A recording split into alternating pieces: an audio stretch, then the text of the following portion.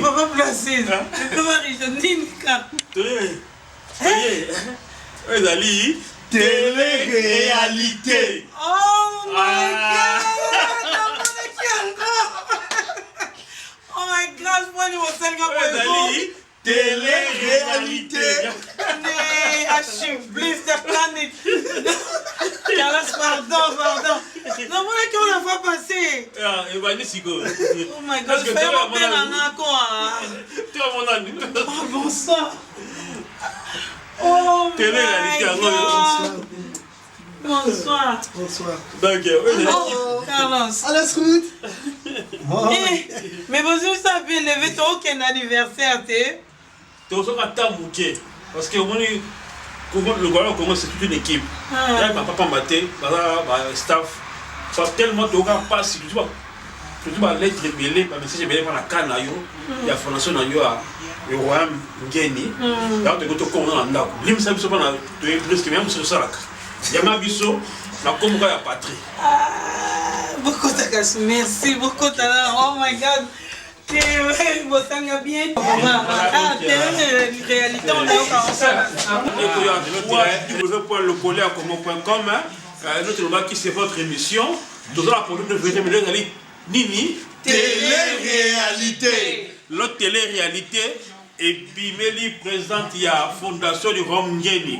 Vous remarquez, nous avons appelé partout, dans le Canada, en France, en Belgique, en Afrique, partout.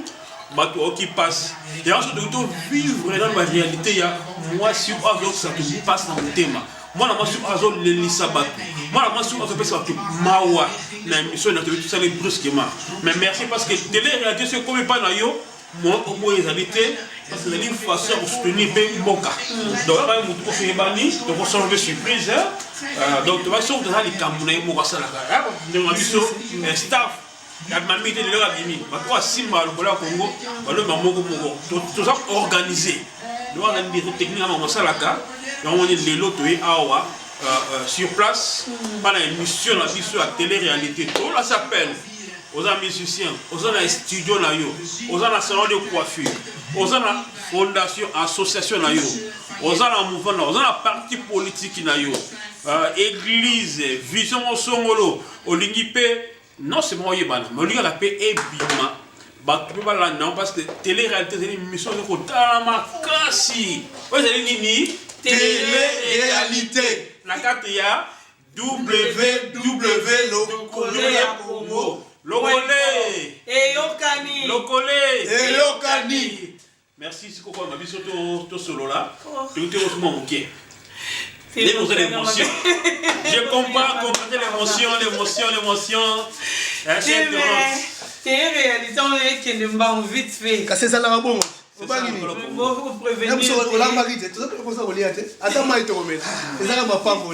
Voilà donc caméra a tenu la mer blanche. Carlos Caluza, administrateur. Donc voilà, to complètement solo, il y a Fondation Romgeni.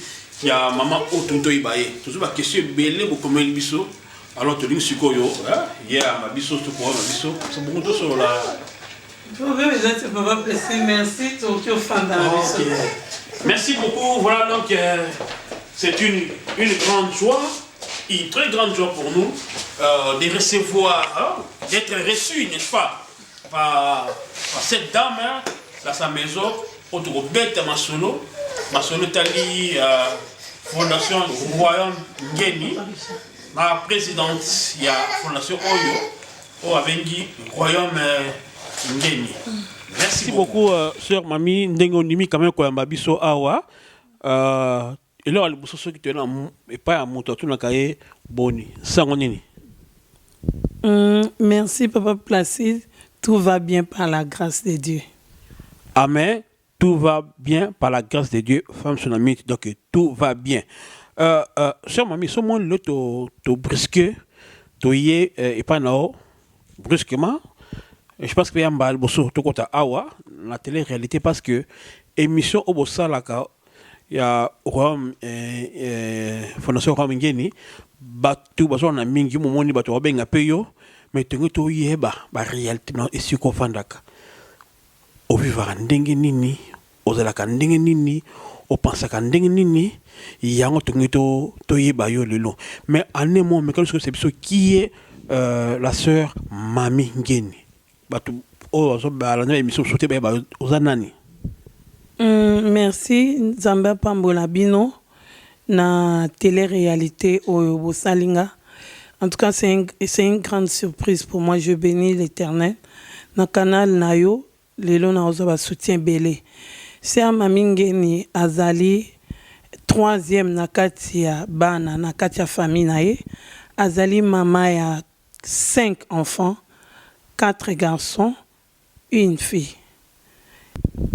Merci, to saluer Moli Momishiga na kati ya Belgique. Merci, nebi ko soutenir fondation Rom Ngeni. Sœur Mami, toyaki parce que il y a loba o motivation na itindaki au la fondation oba autiste, batu oba na été azali présidente de la fondation Rom Ngeni ba ki pa ba autiste, ba autiste sur le bon ming plusieurs fois. Bana autiste bana ni autisme na senini mais tout le monde bana ngo to awa to moni bana ngo te to kan seki bazanda parce que obio vivant wapi bana Papa Placide, en tout cas, ils ont histoire entendre na répéter à chaque fois. Bo tomber dans moment où m'avait tellement bo salinga surprise, ceux qui ezala qui bo prévenir kingai, na ninga qui ko s'organiser place bana bazali ou bien soit toke kuna ou bien ba parents o ba soki parana bango ba kokai kumema bango awa. Mais loko la bino mo bolobi eza télé réalité donc bana baza awate. Bana ba bima ndaku à cause ya ba oyamiki ba botamina sima na bango. Donc il a fallu que oyamikolo ba bima pona ko banga ba copier ba un instant option ça bana 5 combien ba autiste combien o ba autiste un azana mi balé les 2 premières années de bazana problème autiste o misa toi sima bazana problème te bazana très bien gloire à Dieu.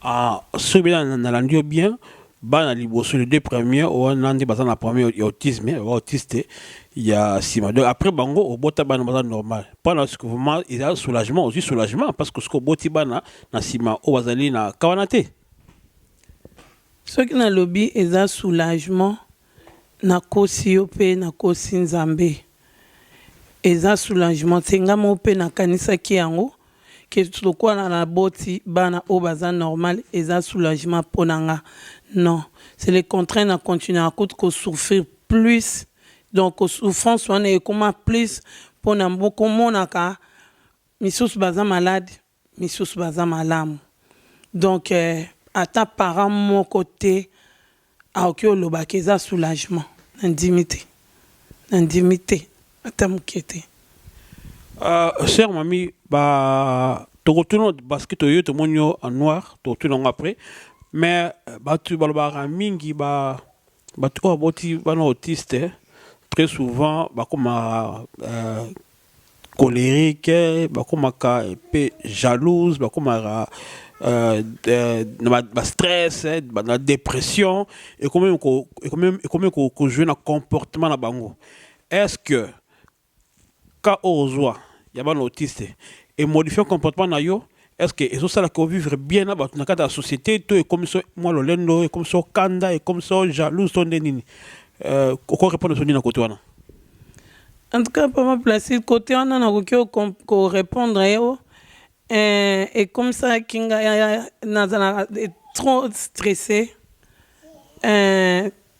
na perdra maîtrise facilement surtout quand on touche à mes enfants comme na lobaka ezelo moko et la tanganzoto et baby sa destination nanga est changeant à cause du handicap bana na bainga na loba bana bazana handicapité c'est moi qui est une handicapée ngam naza un handicap parce que souffrance wana na stress wana na c'est pas naza un mot déterminé qui je suis et qui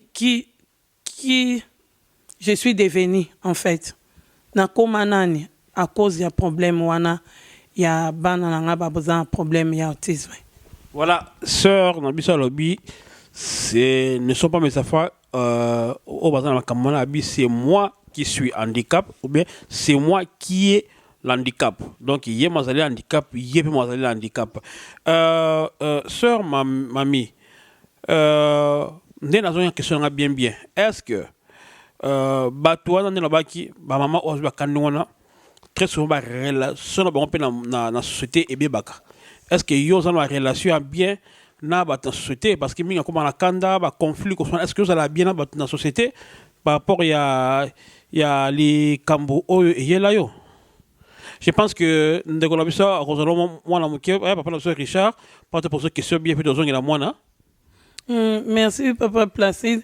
Cause vraiment problème na batu c'est fréquent parce que ouais biso qui muta na problème y handicap et là on a au conseil biso na quatre questions on a répondre et puis na on peut sa conseil na bande qu'on a biso auto na bango tout autour comme to benga kake a to comme ba famille mais na ndima angote cause un problème na batu ça arrive souvent ça arrive parce que ceux qui ont un problème dans la vie, soit il y a problème handicap ou soit il y a problème il y a relation en couple et comme un sujet à mon chéri à bateau. Alors ça l'assemblée tant aux ana solo lino bien tant au pesa mu Congo batikali ko sekayo. Mais na moni place mote mutu moko abando ko accepter ko zala tout temps na bateau bazo baza ba hypocrite bazo ko sekaye na sima mettant ba omone ba sali semblant. Mutu nyonso tout na place na nga a sepelate a comme un moyen à se défendre na okyo le batte na 100% na batinyo tout na fana na bango tout autour ya mboka o bien ba misusu to bebana parce que baza ba hypocrite ya on a lobara tout le temps to tika hypocrisie na quand tu continuer mais ba tout sous ba ebiso batasango biki non osala trop souvent na problème na batu parce que ba problème ou abana ou supporter on te yango facilement soit na ba tout ba relation dans la bienté aux en dépression ming par rapport à souci abana est-ce livre tout ça faux eza faux comme pena okyo beza vrai parce que eza vraiment ko soit naté naza genre ya film ko nazara trop direct na ebi ko sans la hypocrisie na ebi pe ko camoufler na ebi pe ko sans la semblanté en tout cas beaucoup excuser nga chers téléspectateurs au Bolanda biso et na okyo benga ngo c'est une qualité na ebi ndenge ba ko sarate na yebi pendenge ya ko lobana sima mukonga mutu te na préférence na mutu direct mais la plupart des gens on a un problème ba bimisa vérité ya problème ni na ba otozwana. OK, prochainement pour organiser une autre émission autour de Zabana est-ce que bazali ba mon pour mettre bien prochainement na 4K télé-réalité donc nous bana to fumer bana to tout ma question mais si ka bana bazali relation na yo na batu oyoyo ba éducateur wana ba instructeur ya bana ezandeni est-ce que ça bonne relation na bango est-ce que l'état força ki yo ba ki ne connaît tout ça qui consentement na yo yebisa biso et pourquoi on dit maki bana ba ki ne connaît alors que yo accepta tu peux aussi rester avec tes enfants parce que njoko le marami na été il faut na bana oté ba ki kuna pour nini et puis relation na batu wana o ba ko dike bana ko instruire bana. Bana babima na ndako oyo pona ngate munalingi na question o ato tuni muto na solara na ina o na solara na ete o nyoso to amoni nga jeune fille na mboko tina bandi obota bana nga a yebiso eloko moko mabete par rapport a bana nga bana babimi na ndako to na komi ko bota bana oyo asima nazaki na choite pona nga moko na boyaka na sola na ba mikolo o to fana na ba mbuka o ba yebi pe na mona congolais moko te o supporta ka garant po andimata mwana nanga afana ndaku na ye mutu mo amona na raté pour nazaki na choite mundela imposer nga pona ko protéger ba oyo ya mikie bazo botama parce que bana ya mikie ba kopiaka facilement ba makambo o biso mikoto sana ou bien batu misu ba sanaka donc cerveau ya mwana mukie dès le bas âge a facilité à copier tout pona ko protéger bango nazaki obligé na se battre na likambo wana je parlais comme une folle je pleurais mais il y a personne parmi les Congolais qui m'a soutenu ou bien lequel n'a ta solution qui a roqué aux moi nanga mutumo côté donc nazaki obligé à tika bana nanga ba kinda ki na internat mais gloire à Dieu le quoi na edika bana nga malamu mwana azlekisi déjà 5 ans ils ont na famille morote na poto partout na poto bazan problème ya bana ils ont facilité famille moko ils ont mwana aussi alekisi 5 ans pour baye ba éducation ya mwana na pono ko éduquer et za la passe bazwa famille te la plupart bana aussi baleki 5 ans et za bazan normal au bazan handicap basuka kana ba foyer ou bien na ba centre mais gloire à Dieu na passe na bisengo je vais élever tous mes enfants toutes seules sans l'aide de personne si ce n'est pas Dieu mais ce non yebsabino na minute au moins na nga bima na ndako na âge ya 11 ans et demi à na famille abandaki na centre à sali 6 mois maîtresse na école nzambe azanga na mais pour quelle raison ezalaki mpona babotami na nsima balanda makambo ya asalaka te moko bakanda bakoganga bakosekaseka bakolela pamba parce que c'est eza kobanga wana oyo ya nsima ya mike babotami na problème te baza na santé bien bakopie makambo wana nazalaki na choix te yango babimisa bana wana na makasi na kati ya ndako bana oyo ya liboso baza na handicap na bana ya nsima barelation baza ndenge nini merci.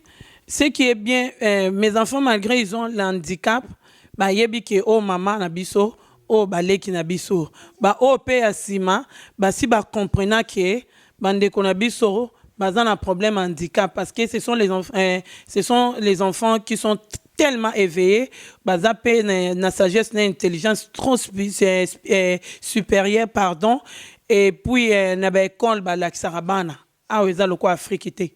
Moi, à partir à bas âge, comment vivre en société avec les gens qui ont l'handicap. Olympia, on appelle plus curieux, peut-être ça, tu n'es pas obligé de répondre à la question. Si tu veux répondre, tu réponds. Si tu ne veux pas, aux libre. Relation entre Bano, papa na bango, et puis entre yo na papa et Banami Bali, aux premier handicap. Donc réfléchis, si tu peux répondre. Tu réponds parce que ce sont des questions qui nous arrivent et tu as le droit de faire l'émission parce que tu vas dire aux autres ça te passe, aux autres ça te passe, il y a l'avantage. Il y a un tour passe, il y a préparé une question. Ce que répondre, ce que répondre, tu as la caméra, ce que répondre, répondre à tout. Il y a la caméra. Retenez-moi à Missou, Loba, sois courage. Papa Placide. Papa Placide. Omoni nzambe otobondelaka. Aza nzambe des autres te. Aza nzambe oyo. Atika bana ete. Aza nzambe o nga mami. Na tia confiance na nga. Na lobaka tati na suka na otiaka confiance na nga pa nzambe oyo. Ma miso ekitaka. Et qui t'en répond à boyo que l'anga mawate s'il vous plaît pardon na loba tout le temps partout na kenda na posa ma na binote muto akoka oyo ke l'anga mawa eza muto aboti sanga bana oyo ayo ke l'anga ngote et la plupart o basala net bayoka mawa basara ba hypocrite na sima mukongo ba finga mami na finga sima mukongo ba tonga mami. Cet homme m'a abandonné. Mon premier fils n'avait pas 5 ans. Il m'a laissé avec deux garçons. Naeba ki vite. Na sali lo yengende baninga musu basala te ni basakana te na epoto na kutani na ye na abalinga na boti. Na bondela mwa mobali wana po abimata tika nga na bana te. Mais aimilianga na niveau moko. Nasenga nzambe akausa maya misu na nga. Oui, mais état parent, ça fait très mal. Question là, nous sommes obligés de poser un mot.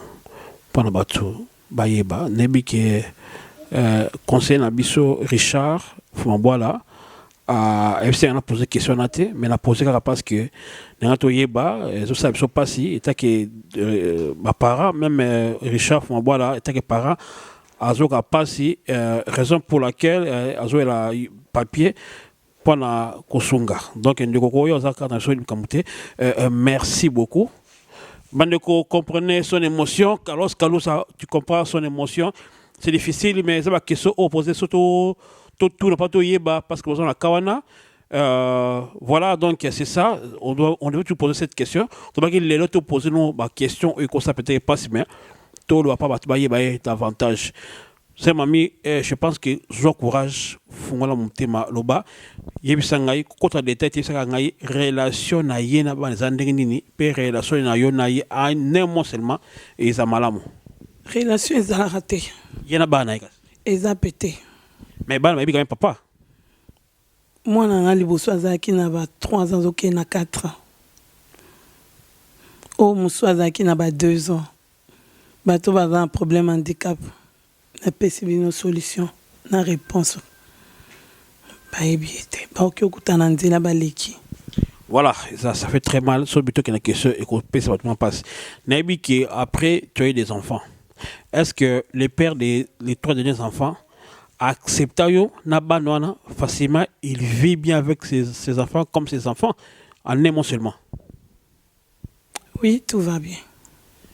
Nzapa mbola le col accepta Banwana ils a vraiment likambo malamu vraiment tongoto bango parce qu'ils allaient et pas si mingi siko nangena tuna likambo moko o répondait bien tes relations na yona batu oyo baza ko kengela bana yebisa parce que batu misusu ba ngape bana ba ke kuna bangaka est-ce que batu la simba bana bien est-ce que batu s'occupe bana bien parce que musala obosala ya oyo ko sala lobby na mboka Congo c'est difficile hein, que ce quand mte maman yuka que so bien musala obato ba sala yango oyo ko sala na mboka ba éducateur parce que yo lobi na mboka oko sala éducateur ba kengela bana ozo médecin ozo ba enseignant siko batu o bazana bana yo relation na bango za ndenge nini pe relation bango na bana za ndenge nini so ezali malamu ko encourager batu so ba ndima bana makina parce que minga banga ba mindele ba ko instruire bana mabe ba ko initier bana mabe yebisa biso relation na bango za ndenge nini et puis relation ya bango na bana za ndenge nini en un mot une minute seulement na komisi nzambe parce que ba famille on surtout place bana bazali ce sont les gens qui sont chrétiennes. Ils croient en Jésus-Christ comme Seigneur et Sauveur. Donc, bananga bazara na maboko abatumoro baza bien na mona rabango chaque jour pour baza pe musika tenanda kutoza juste à pembe. Donc voilà la relation vraiment ça va tout va bien. Donc vous encouragez beaucoup aux encadrants sur bana kesika ba éducateur to ba instructeur ça pose pas de problème. Non, ça pose pas de problème. Ngana ko encourageant parce que et comment à un moment moko surtout sur se retrouver aux femmes celles à tous les femmes celles té aux accompagner na mobali et comment à un moment moko au kokate et c'est toujours aide na soutien à moins que beaucoup kayo na mobali na yo ko éduquer moi na pour éducation comme à un moment makamususu o koko l'accent moi na te papa Placide pour aux maman ou bien papa ça va mais maman au boti moi na mobile netinga nyoso to ba na mibal so na yebsino mamisa musunga mo ifona ça tant que maman pour na bana mibal deux fois na sala rango na olela na mutema nga na tuni nzambe est-ce que loninga mami na sala pona mona makamba boye. Sœur mamie, je pense que tu es chrétien parce que moi la magamie nous comme parce que Jésus donc ma sœur mamie qui saute en tournant qui faut est-ce qu'elle est chrétienne, est-ce qu'elle est païenne, est-ce qu'elle est croyante ou elle n'est pas croyante? Dans 100% chrétien, je crois en Jésus-Christ comme Seigneur et Sauveur. OK, merci. Au moins ils ont un mouchoir et Jésus-Christ né mouchoir na yo. Jésus-Christ a pensé maino ya misu. Ce que vous avez dit, le col Anna, au capé mutu likolo, le col Anna, à maman Samuel. Sœur, mamie, n'a tout no boy. Nebi qui a passé. Tima. C'est mamie na couture ti moindo boy. Tu as bien noir, tout noir. N'a pas curieux naïba. N'a pas eu à prendre le ti moindo boy. Pourquoi es-tu habillé en noir? J'encourage ta la caméra yebisa na bato. En tout cas, merci na ndengo sali constant. Ces derniers temps, na ba ki na olata noir parce que na moni depuis na bandi oloba makambu oyo. Et là, au moins, ils ont bougé. Et c'est comme si nous étions télémis. Nous avons un coup de fil, c'est bien. Nous avons un soutien, c'est bien. Mais est-ce que vous avez un combat on a simbi ou bien on a mémé? La seule libino devait partir à Congo. Pour nous, la kisabino ba mama o ba olela. Na la tenga mami na zanga kimia. Carlos kokata parti moko te site plein na place oyo. Pona prometa batu moko na Kinshasa na lela pona bana ngate. Bola nanga bien s'il vous plaît, ma frère na ba sœur na ba papa na ba tonton na ba maman. Na lela pona bana ngate. Na lela pona bana na mona ki na Congo. Na mona pa maman na bazaki olela na kaisa kindena loba na saki la selle. Mais depuis na osenga to meka otonga école pardon na kombo na Yesu to tongela bana batanga juste batanga to pesa ta moi sourire atana mama moko yango na no baki na ozala noir sur noir. Je suis en deuil jusqu'à ce que na otonga école. Merci. Voilà. Nakobe na suka ya émission muto nanga suka. Bon, vous comprenez, ça fait très mal, mais nangina muto na oyo. Parce que biso to après to zora mituna batu et na komisango. Ba ozo sa biso, babi au sein de fondation oyo pour profiter aux mbongo na sima mindele après ce mbongo ça pas na profit moko matériel baso melo pa na Kinshasa na otonga osama kambo olingine ti ongina sima banwana et ya nous allons par rapport ya mutunana est-ce que ça pas na profit moko pas na intérêt moko matériel tous aller pour ça motema na yo olingi bana pe msusu babona malamu ndenge bana yo o bazana kawana bazo vivre bien tala caméra et ça n'aurait cœur ouvert naturellement bina micro ou aussi ma micro normalement micro on appelle ça mutute mais on appelle ça micro nangai à cœur ouvert motema na yo bimisa bato baningona ba okize zo micro nangai loba tala caméra tala bato. Merci, merci, merci. En tout cas, Nzambe alimbisa biso na ba propos na biso. Chaque fois na lobaka na zwa lupango nanga na pesi yango fondation oyo. Na otana ba jeune femme ebele oya génération nanga o bazana mapango na bango nde ba otonga. Menga mami na boyi kotonga lupango nanga. Eza pe na quartier mabete eza na monga fula. Donc naza na intérêt te ya kozwa mbongo ya mindele pona somba place pona tonga. Soki ezalaki bongo nanga nazwa place nanga na pesa te. Mais mundele apesi nga mbongo te nazwi place na ngai oyo eza cadeau ya libala nanga na pesi yango pona fondation oyo. Na bandi kotonga yango na centime ya poche ya mbongo ya bana nanga oyo bafutaka bango chaque mois. Na mbongo ya papa Placide te, na mbongo ya papa Richard te, na mbongo ya Misa Pepembe Carlos na sima ya caméra te, ni na poche ya mama Julie. Non. Mutu te, na mbongo ya ngai na bana nanga oyo bafutaka nga.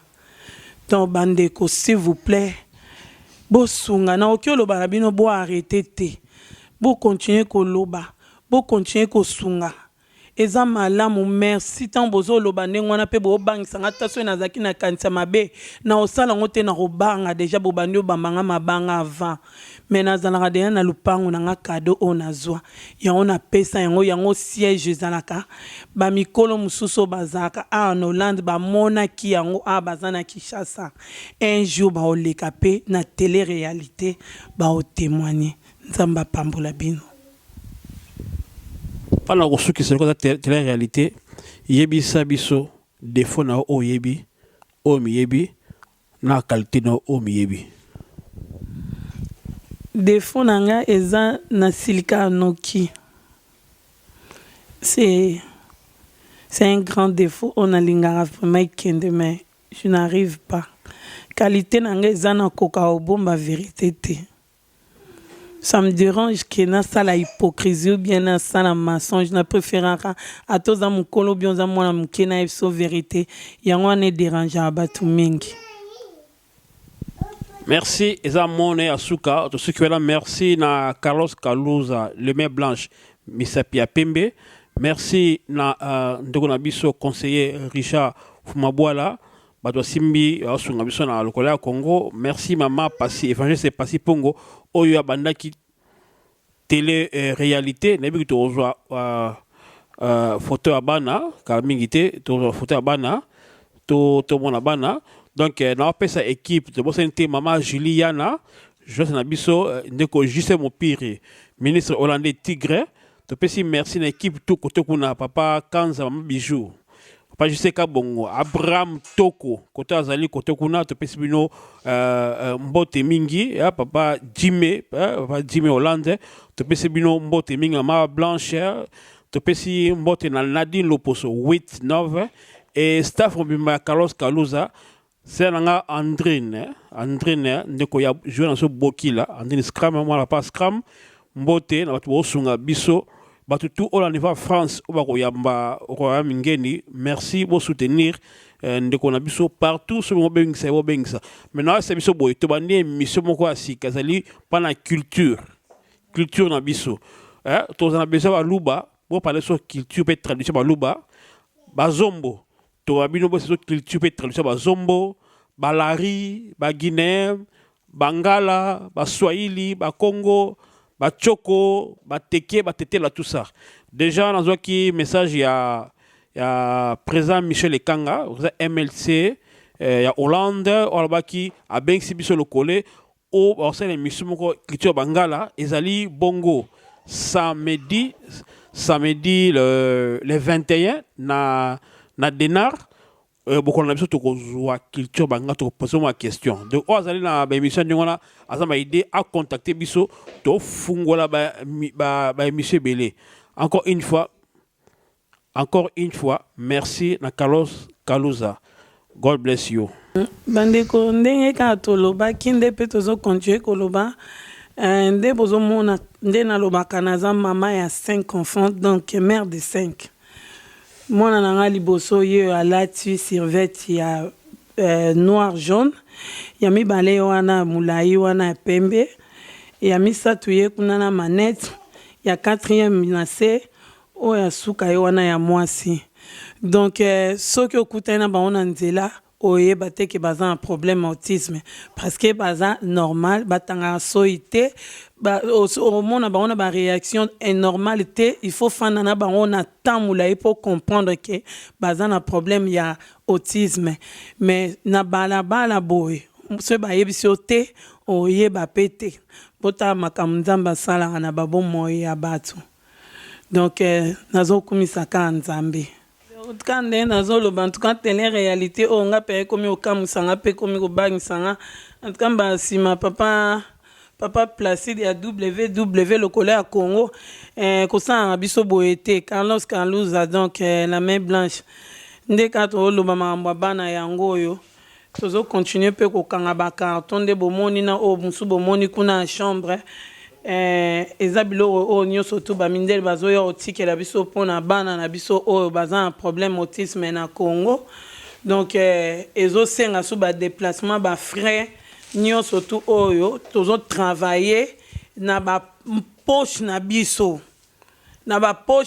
ndenge eza awa eza na ba poche na biso pour mutu nyoso to andimi au travail nde eza na pa place pe moi contribuer moi 1 euro so ezangi Carlos avandi ana mutafuta ane ya zana ete sango esengi pa somba carte na mémoire po ko tsabilo to me na pa mindele asombi parce que mbongo ezate tant batu bazolo bana biso qui c'est mami azolia mbongo donc bango bazana ba témoigner na ebité papa Richard soki yo essence no to kendanga na partout so ngam na tchela kwa mi tchela poto solo la vérité ezate carte bancaire pe ba mona raso pe ba linto bet internet bancaire to checker mundele a faciliter na ma camion tout to checker to za besoin au travailler na sima mu kongote pour marambo to sana bisonyo tout to ba parents to za besoin robeta ba shit na sima mu kongote pour or non ko ça pas placer ndende a telemiana na Carlos na papa Richard ou bien maman Gilles bisonyo tout to timba.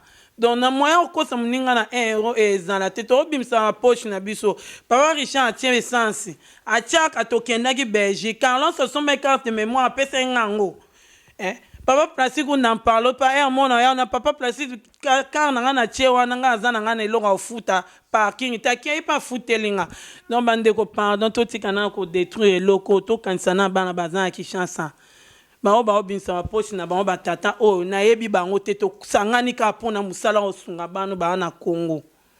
En tout cas merci nzamba pambola bino. Merci papa Placide.